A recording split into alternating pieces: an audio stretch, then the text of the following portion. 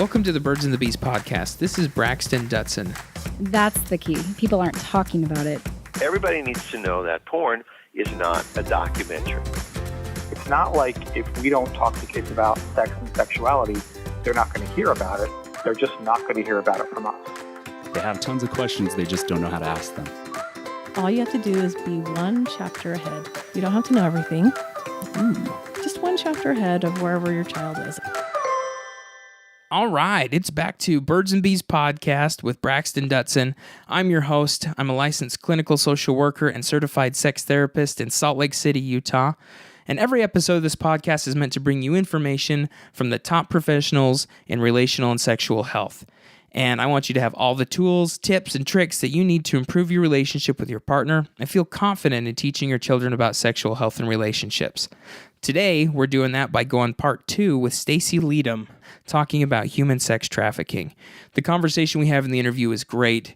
Stacey brings up a lot of topics about why people who've been sexually trafficked or human trafficked, why they act the way they do. In this episode, we're really going to cover what to do if you are a clinician and you feel like your client may be someone who's being trafficked, a teacher, what are some things to look out for, and what are some things you can do to address this. There's a lot of people that want to jump in and start doing things, and Stacey's got a really important message to be sharing about how to respond and support someone who is actively being trafficked or has been trafficked in the past, as well as what to do to best support someone that might be at risk. My favorite part of this is Stacey is so knowledgeable about human sex trafficking. That first interview blew my mind, and in the second interview, it is just that much more. It's so good that we have her on this episode. So we're going to get right into that. Remember, we love it when you send episodes to friends and family, when you let us know what you think about it through an iTunes review. And when you give us a call us at 385-449-1818. Let us know if there's a topic you're dying to hear or that would really help you in your relationship or your family. I want to cover the topics that are going to be best supportive for you, because what you're going through there, I guarantee other people are going through as well. Help us, help you, and help everyone else. That's where we're all in this together. Take a minute to leave us a review. Give us a call. We're really excited to have you here with Birds and Bees podcast. Thank you so much for your support and for tuning in week after week. You can always find back episodes at birdsandbeespodcast.com, on iTunes, on Stitcher, at Spotify. But thank you again for your support. I look forward to hearing what you have to say about this interview with Stacey Litam.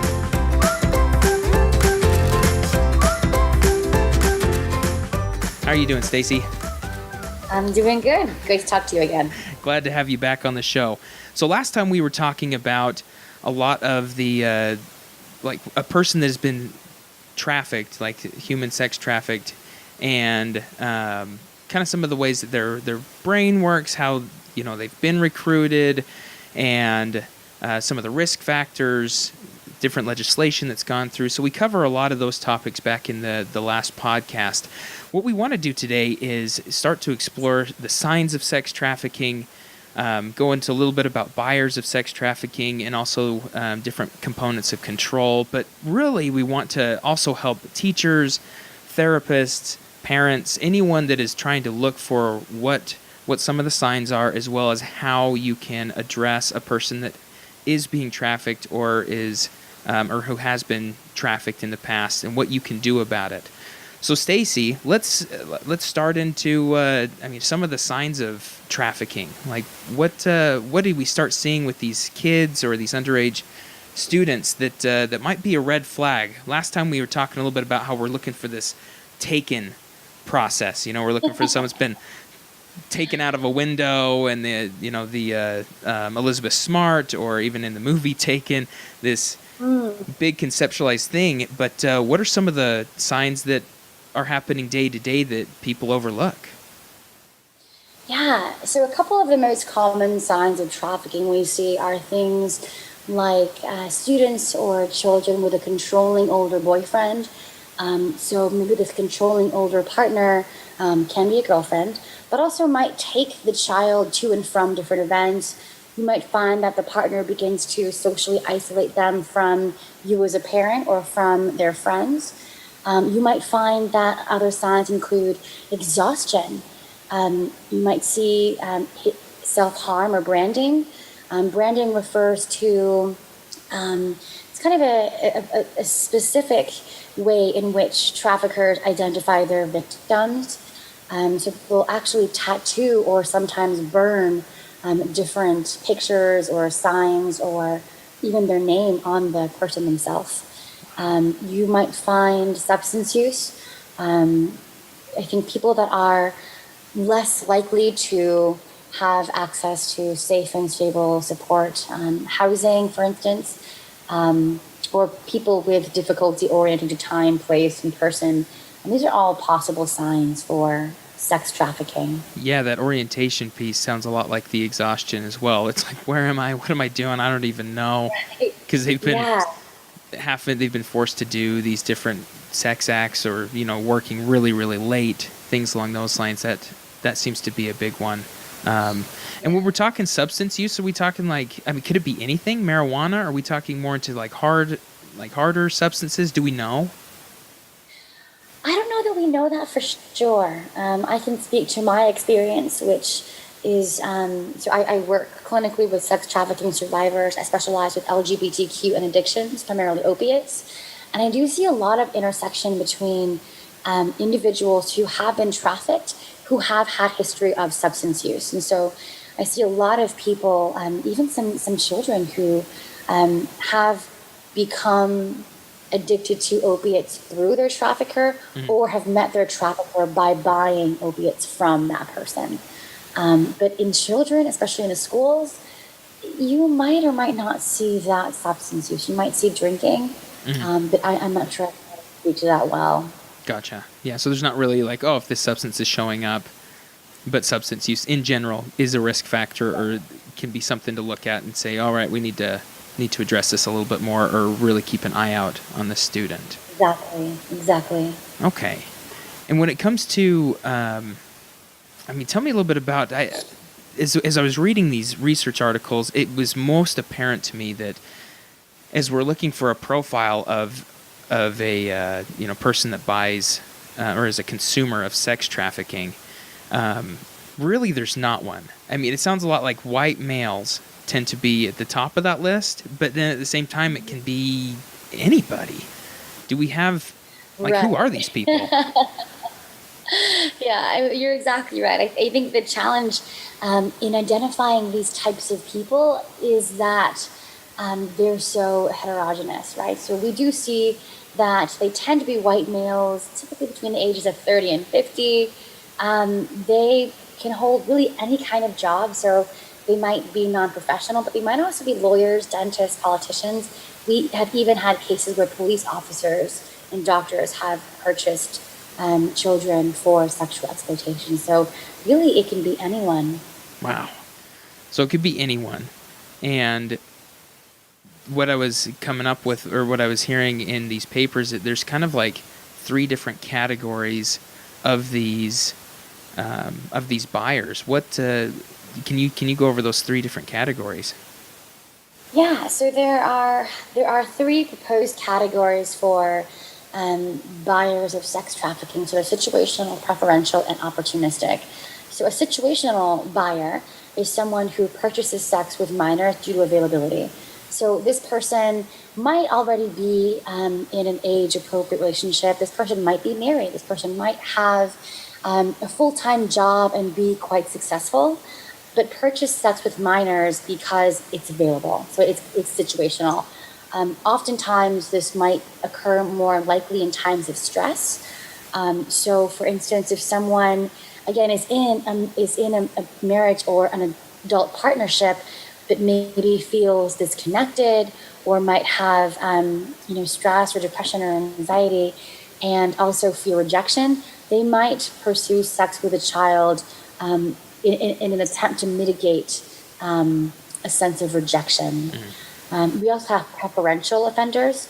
These are individuals who may tend to have more pedophilic or hebephilic tendencies. So, of course, pedophilic being sexually attracted to children generally younger than 11, or hebephilic, which are people who are sexually attracted to people, pubescent children about 11 to 14 years. Gotcha. So preferential buyers, they have more pedophilic and hebephilic traits.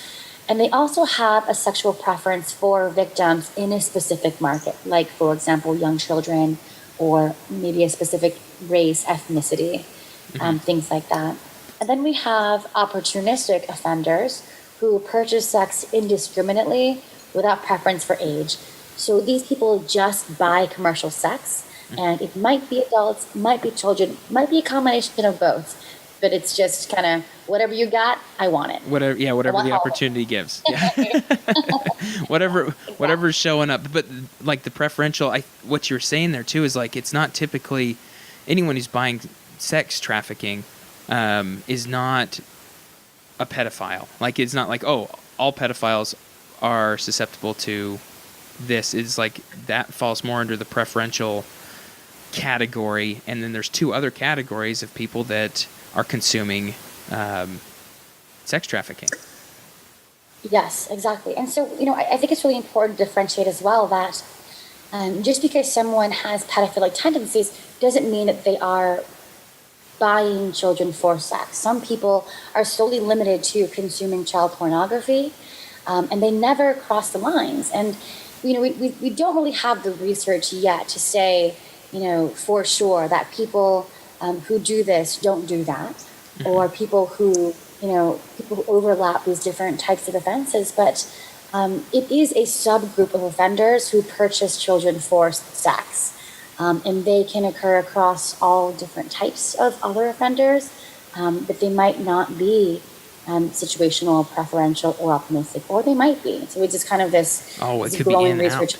Trying to figure it out. Yeah, not a whole bunch of research, or like it's fairly new, or it's not been really studied. It'd be really hard to study because all these people are very in the words of research, what are they? They're at risk. Protected, yeah. They're protected. That's the word. Yeah, so they're protected populations, and that makes them very hard to research.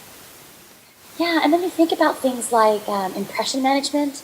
So, even though we as much want to believe that people we talk to are going to be forthcoming and honest, because there's such a stigma and sense of shame, even in pedophiles and hebephiles, about those tendencies. Like, truthfully, I've never worked with a pedophile or a hebephile who thought that their sexual tendency wasn't a problem. There's a lot of shame about that sexual attraction. And so to think that if we interview these people, they're going to respond honestly really is a limitation in our research. And so, people want to respond. People have a tendency to respond in ways that are going to make them appear more likable. And talking about a really taboo subject like a sexual attraction to kids is not something that we can realistically expect people to be truly forthcoming about. So yeah, it's so important, and it's also really, really challenging. Very much so. And what you're saying there, I think, is also really important to note is that there's not research supporting that if someone looks at pornography, that they're going to move into child pornography, or if someone's viewing child pornography, that they will then move into buying child sex trade, Exactly. or back and forth. It's we just don't have that type of research to show that there's a contrast, or that there's a causation, or even sometimes a correlation. Sometimes there is, sometimes there's not, but it's just there's not enough information.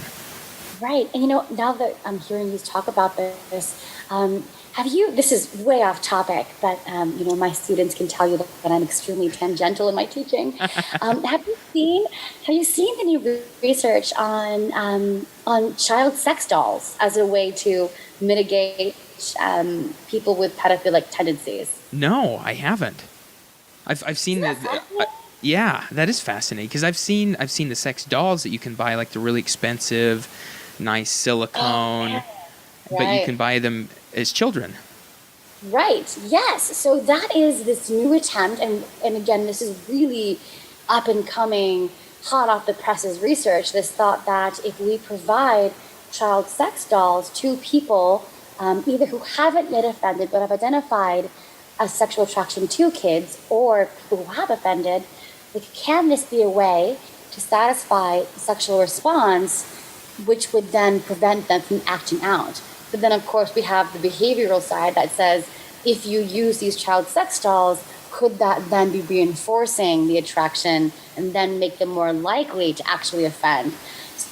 So we see that we're using them, but I have not yet seen any research that talks about kind of the long-term outcome of that. So that's kind of something interesting and new that is kind of on the cusp of this area. Totally. And that moving into the fascinating question that, or maybe not even question, but when I was reading these research articles, is that the self-dissonance that some of these people experience. That would be fascinating to know. Is like, does that add to the self-dissonance of, oh, well, like I've got this doll and I've got this person, and when would that line be crossed into? And when I'm talking self-dissonance, I'm talking like, they were in these research articles that you were talking about how trading pictures or indicating, looking for indicators of consent, like a smile or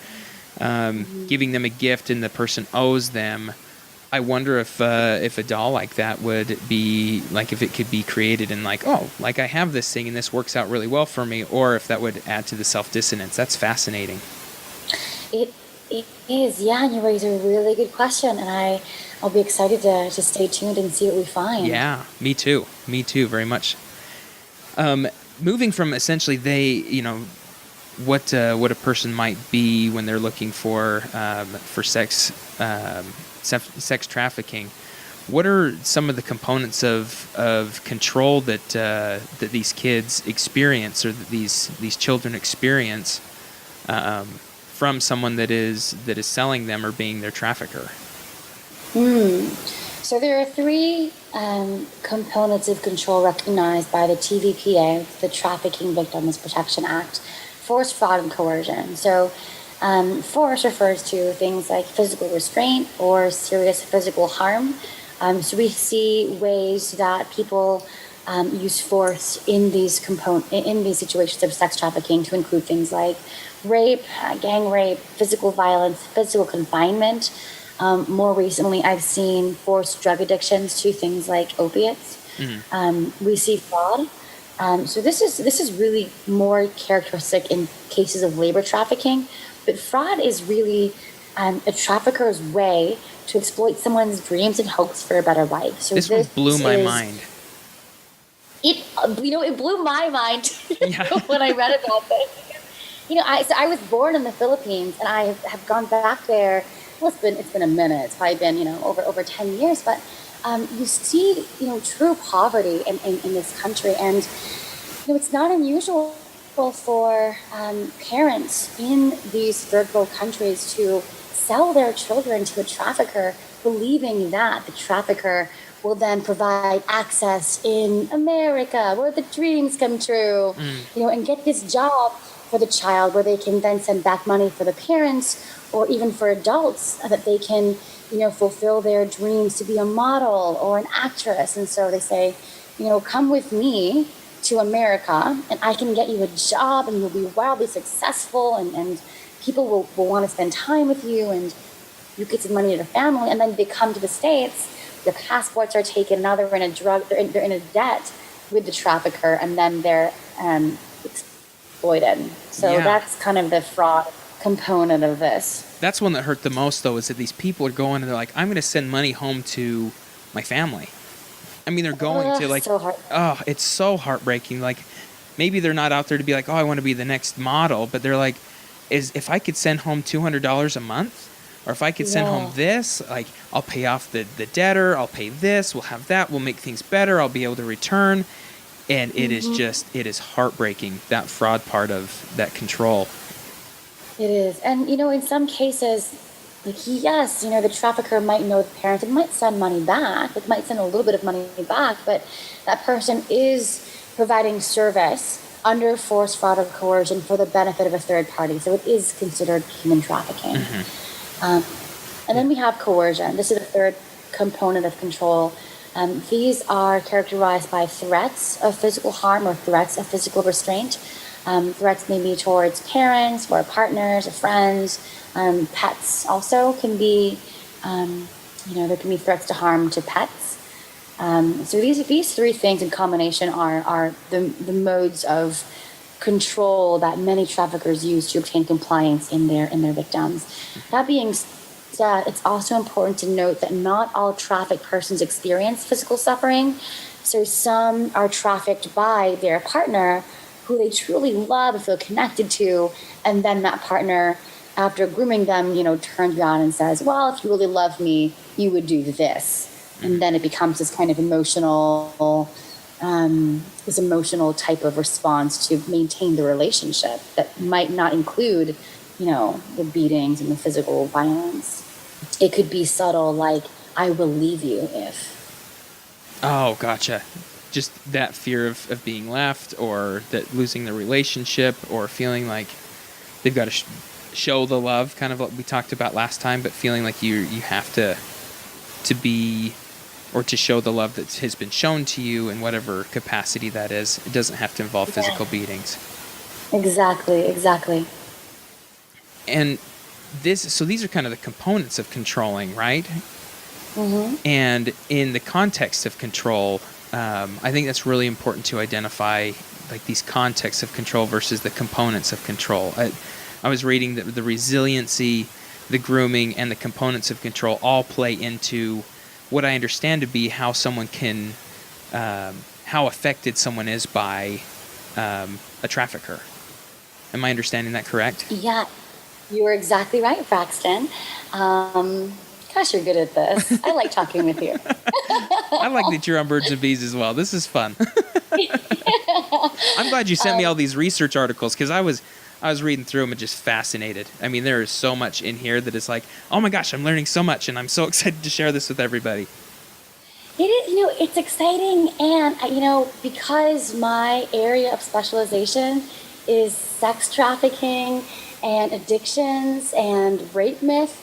I'm glad that I can talk to you about this, because I've learned, like, there's no better way to ruin a dinner party than talk about what I do for work. So this is really nice. Like, try going on a date. Someone's like, what do you do for work? And I'm like, well, I'm about to ruin your day. I'm about to ruin your day. I work with survivors of sex trafficking and opioid addiction. Right. How was your day? But we need to have people, that are willing to be a part of this, and I'm so glad that you do, and I'm really glad you reached out. It was like, let's talk about this. Of course. Yeah. So to kind of circle on back to your question about context of control and controllability.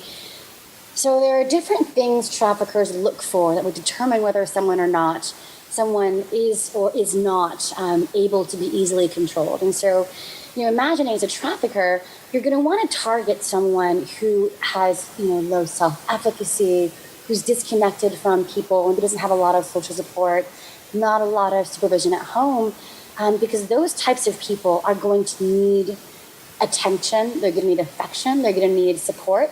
So you, as the trafficker, can become that person or morph into that person. And so people who have high levels of resilience, who are supported socially, they are maybe more financially secure, they have safe and stable housing, typically higher IQs, low history of abuse or assault or trauma.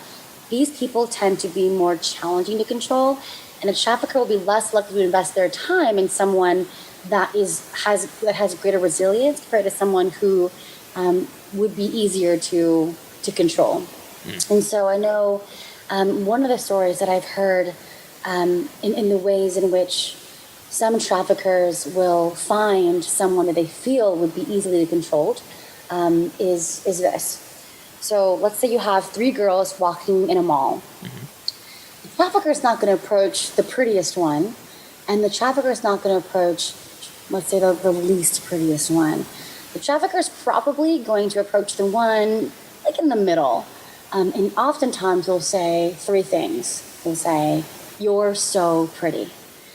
And depending on the way in which that girl or child responds is a really good indicator of that child's resilience and self-efficacy.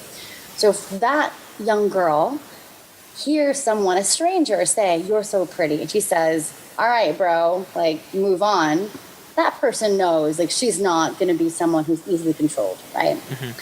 However, if she responds and really eats it up and responds with, "Oh my gosh, that's so nice.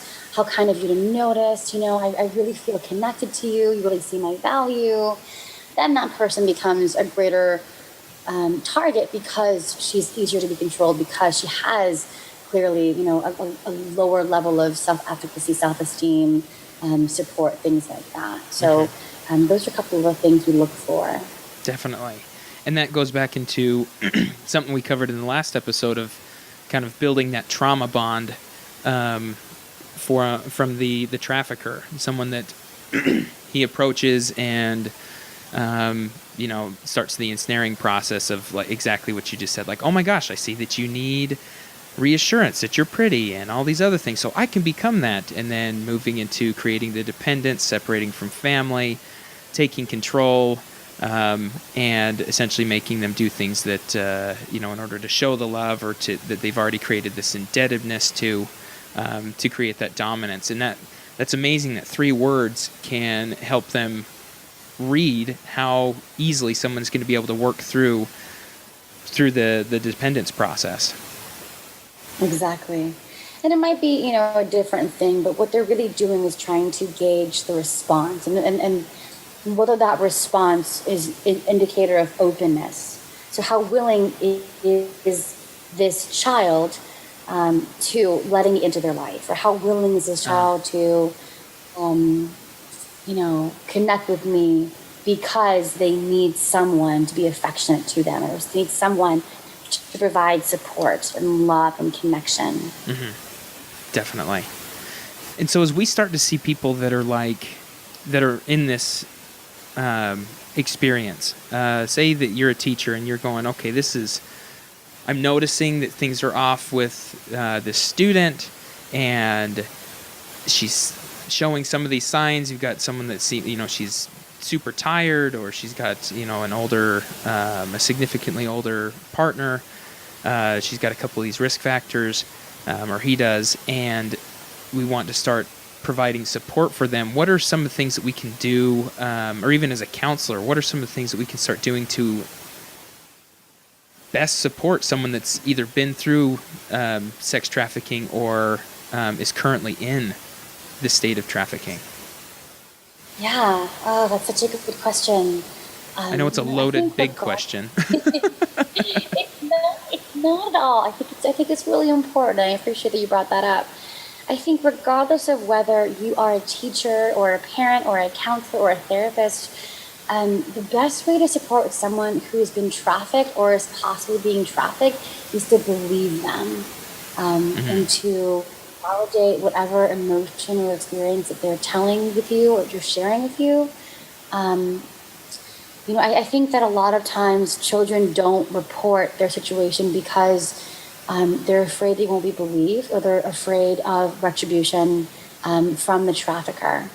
And so, you know, I think creating this space where the child feels empowered and safe to talk with you and connect with you is a really good way to start.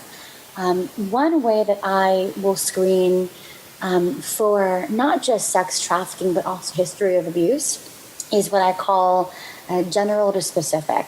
So I might say something like, you know, many people fall into situations where they feel scared and unsafe and feel as though they're forced to do something they're not really comfortable with doing. I'm wondering if that's true for you.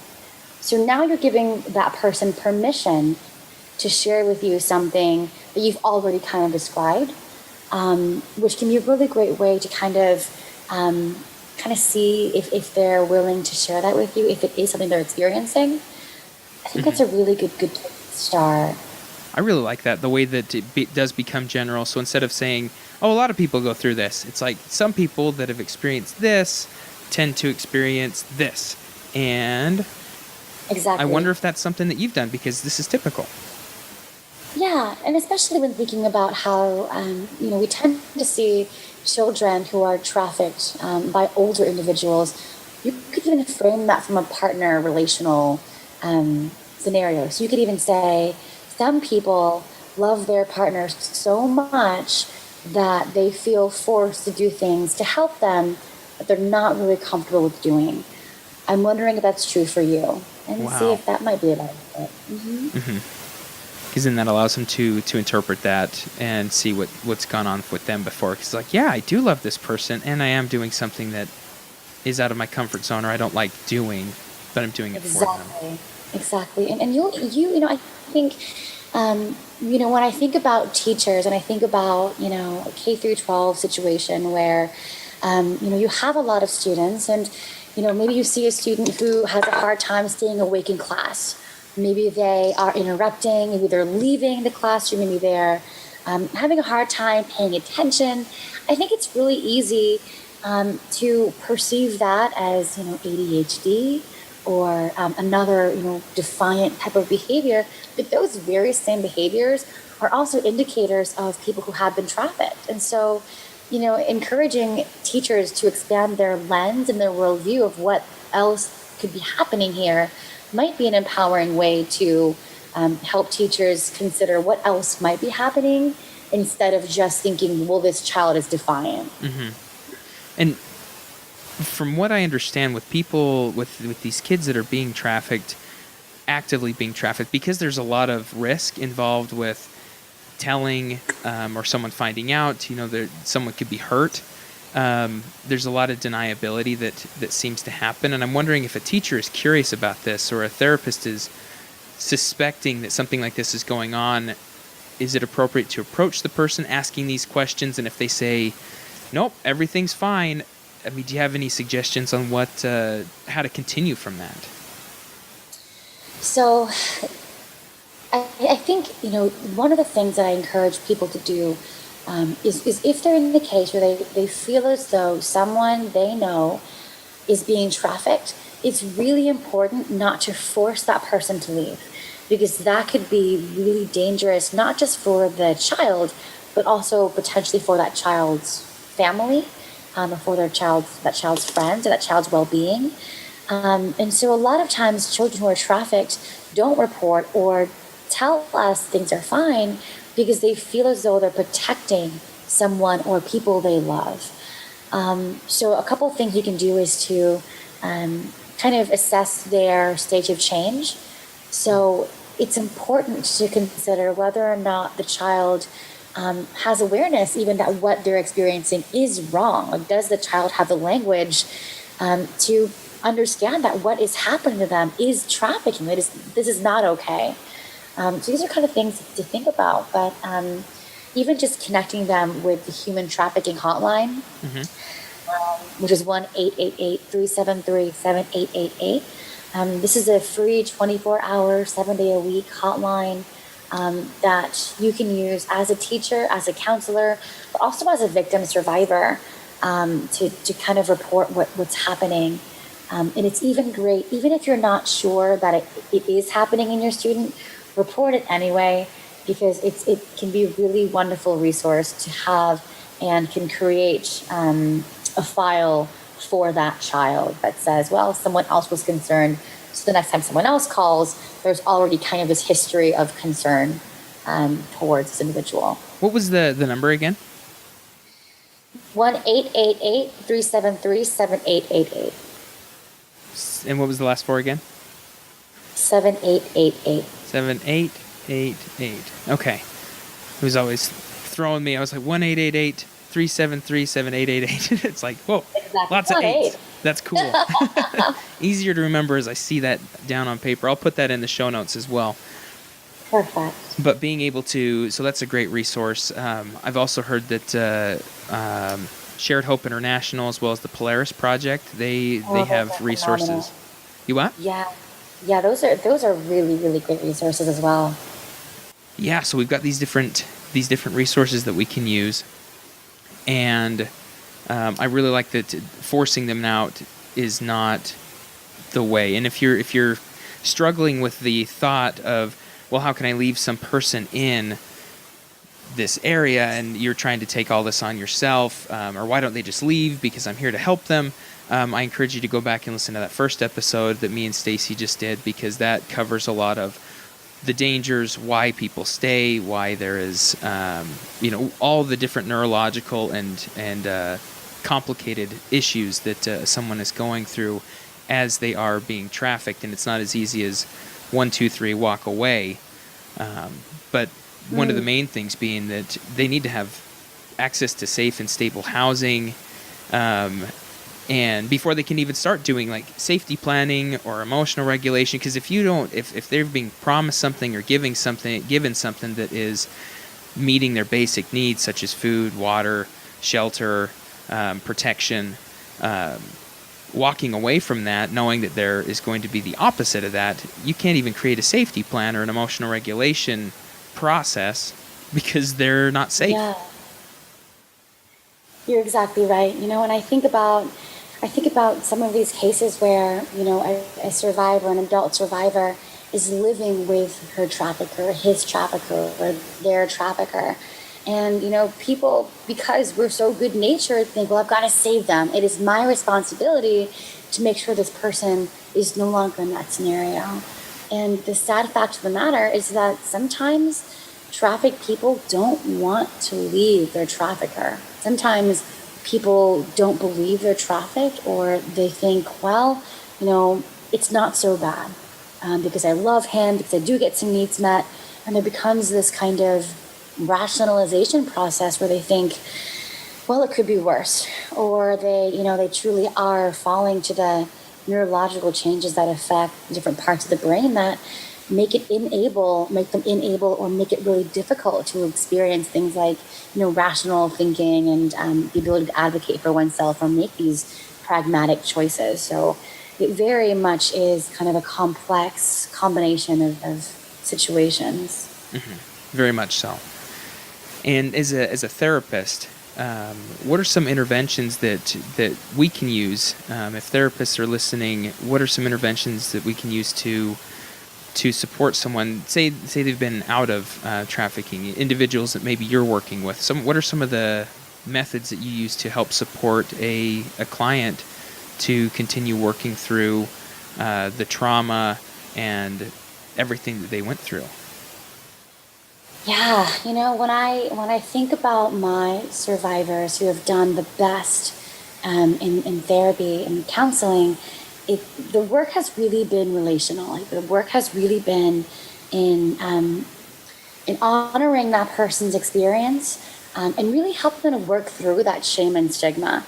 So those two pieces tend to be the most challenging thing to overcome for trafficking survivors. A sense of shame, like you said, like, I should have left, I should have known better, I shouldn't have done what my partner said, I knew it was wrong, I knew I felt uncomfortable, but I still did it anyway. And then the stigma that somehow, because this happened to me, somehow I'm flawed or less than as a person. So working through those things, Brene Brown does some really, really powerful talks on shame. Sometimes I've shown that to clients and we've kind of processed that. The other thing that I do that I found to be really helpful is group counseling with trafficked survivors. There's something really powerful about the universality of group counseling. I think people have a tendency to think, wow, that this one terrible thing has only happened to me and nobody else can possibly understand what it's like. Put that person in a room of 4 or 5 or 8 people who've experienced something similar and just watch. It's amazing to see how much open people are when they're in the presence of other people who are also in need of the same healing process. It's amazing to see someone's eyes light up when someone says, my boyfriend, the person I love the most in this world, told me that if I loved him, I would do this. And you've had that same experience, let's talk. Mm-hmm. It's incredible. It's so powerful. So I think group counseling is one of the best ways to, work through that shame and that stigma while promoting openness and, working through the help of universality. Yeah. And you talk about, in your dissertation, you talk about the importance of mindful language, the language that we're using as we're working with these individuals. Can you tell us about what your findings were? Yeah, nice. Shameless plug on the dissertation. Gosh, it feels so good to have that monster out of the way. Oh, congratulations on that, by the way, getting that done. Thank you. Whew, feels good. So my dissertation was on the influence of labels on attitudes and whether those attitudes and counselor demographics predicted empathy and rape myth acceptance in counselors working with sex trafficking survivors. It's a mouthful. I was like, those are always the dissertation names. You're like, and get ready for the paragraph.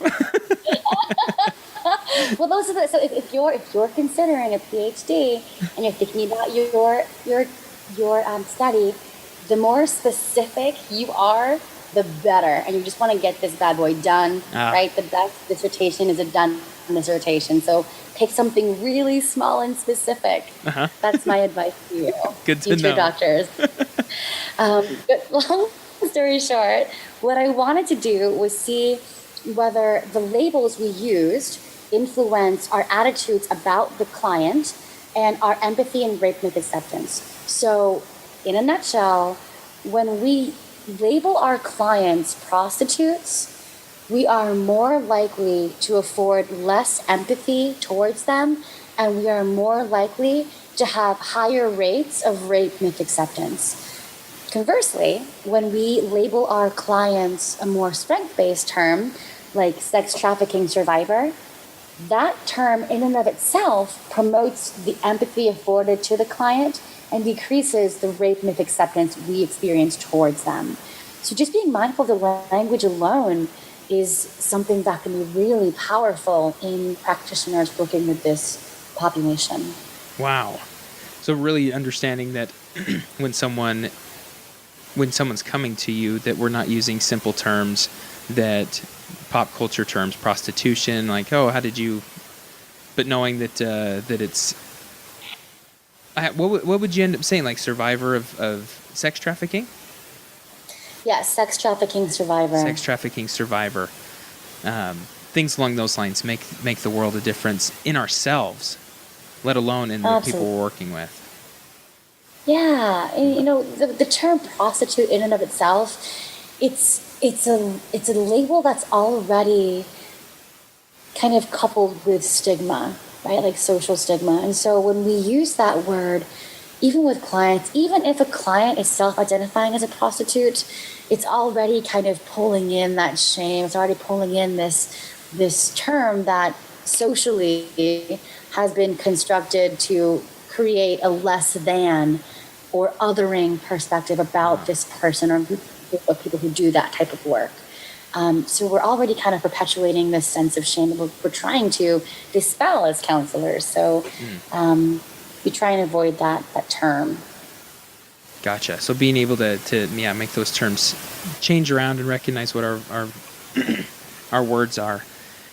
And I'm also wondering about when counselors are working with these individuals, say they're in it, and we're not trying to force them out.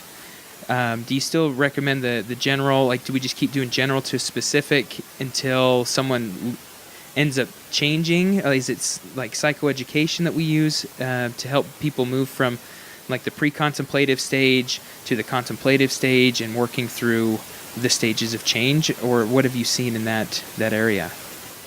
Yeah, exactly. So what you've described is a perfect way, Braxton, to empower your clients to move through the stages of change. So when you think about pre-contemplation, and I'm referring to Prohaska's model here, pre-contemplation is characterized by someone who has no idea or no awareness of what change needs to happen. So they don't perceive their situation to be one in which they're trafficked.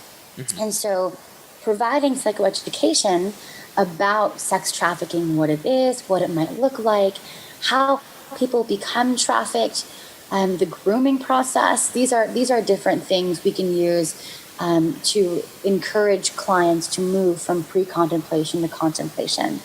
Or contemplation is the next stage of change, and that is characterized by ambivalence, right? So this, I want to, but.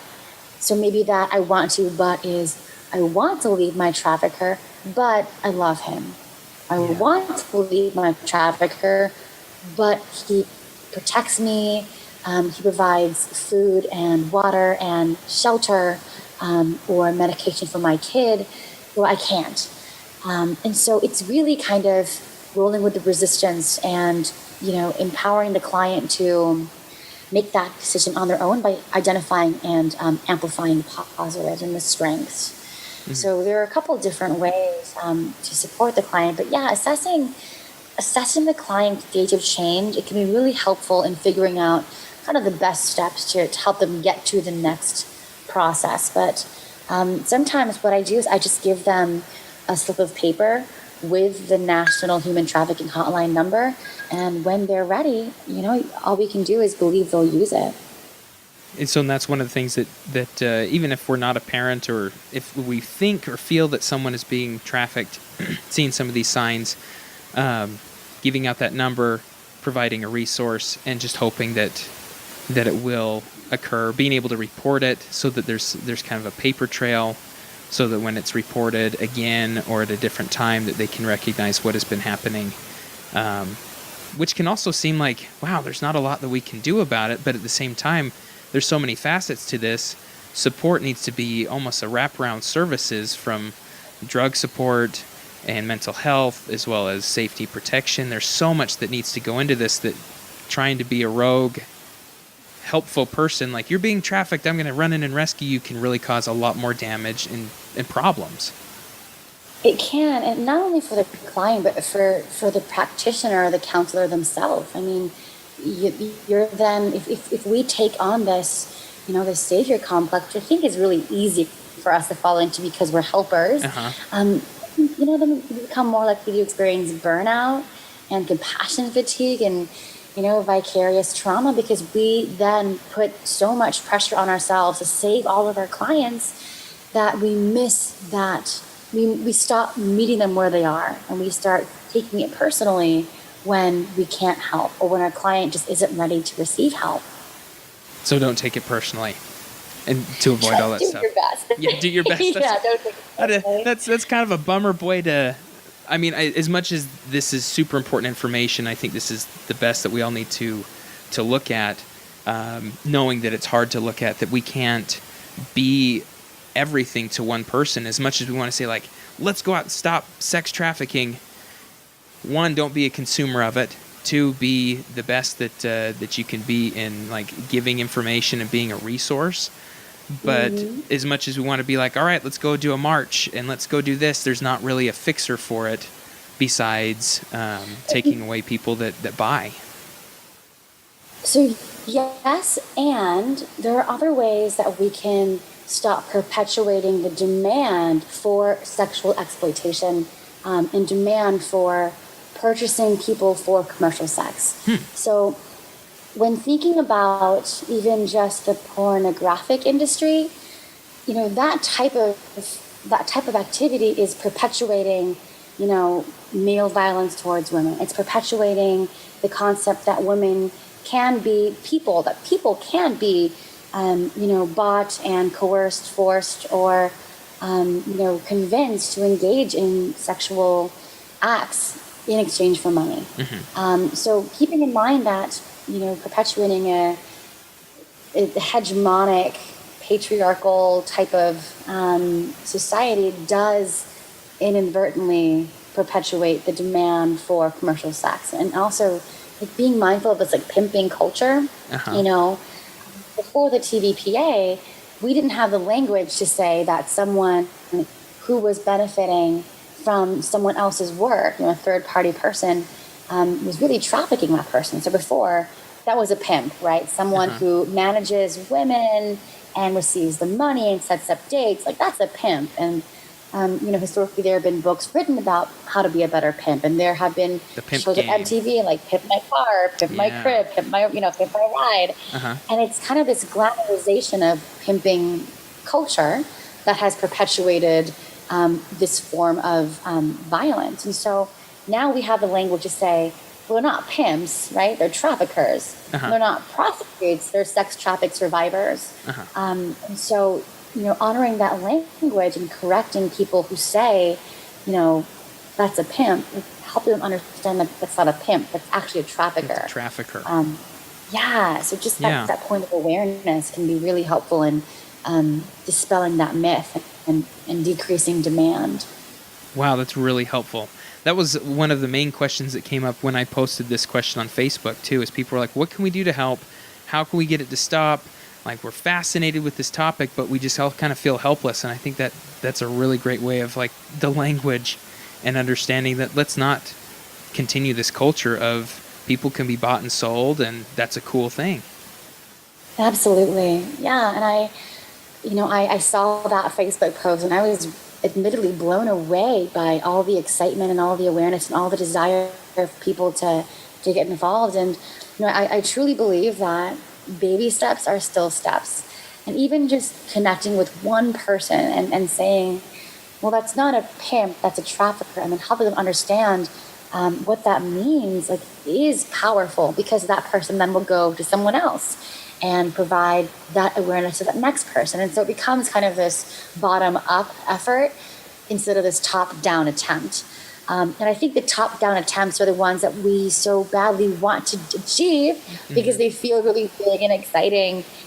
But the grassroots efforts that go bottom-up are just as powerful, because somewhere in the middle is where we meet, right? So we have the advocacy, the legislation, the research coming top-down, and when everyone else kind of goes bottom up and provides awareness, understanding, and looks for signs and make these reports, that's really the best way that I can think of to decrease the demand for commercial sexual exploitation. It's kind of from all sides. Definitely. And as you're talking about that and changing the wording, as well as like what we can do about it, it reminds me of, I think Shared Hope International shared a documentary, The Playground or something like that. And I can't remember which one it is. Maybe I'll have to look it up and see. But if you want to know more or you want to get involved, like Shared Hope International and the Polaris Project are phenomenal places to go to get education, to see these documentaries, to understand just how much, when we're talking like about the Pimp Game, just how much it is its own rule face, and it is not the glamorized thing you've been talking about. As we come to the end of this, Stacey, I'm curious if you could leave parents and or clinicians with one piece of information, like what would you want people to really take away from this, from these two episodes?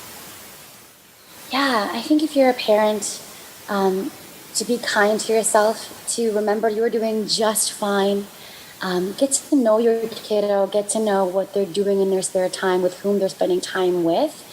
If I think it's about creating a space where your child has a relationship with you where they feel as though they can come to you if something happens.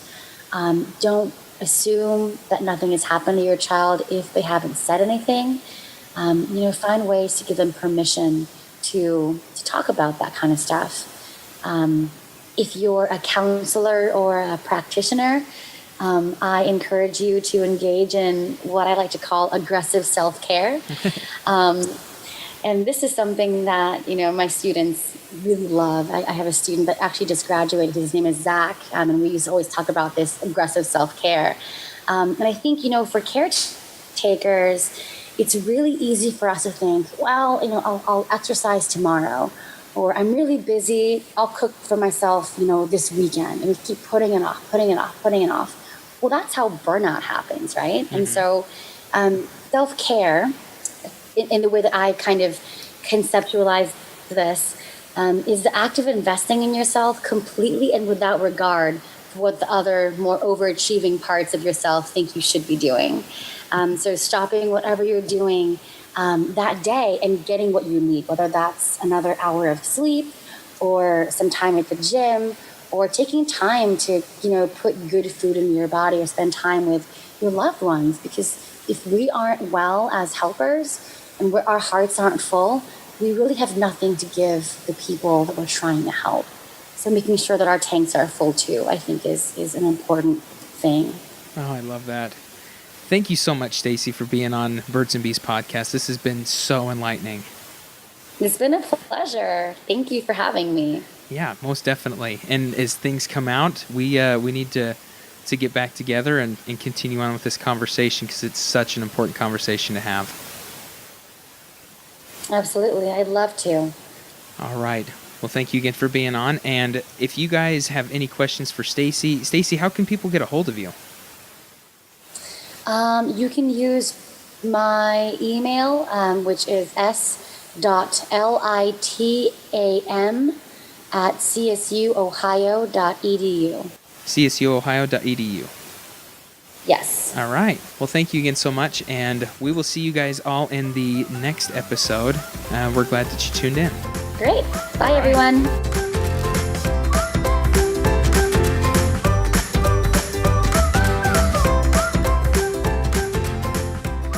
This has been another episode of the Birds and Bees podcast. Thank you for tuning in. If you have any questions about the show, comments, or questions you would like addressed in another episode, please give us a call at 385-449-1818. Leave your voicemail and your question, or you can also email us at birdsandbeespodcast@gmail.com or visit us online at birdsandbeespodcast.com.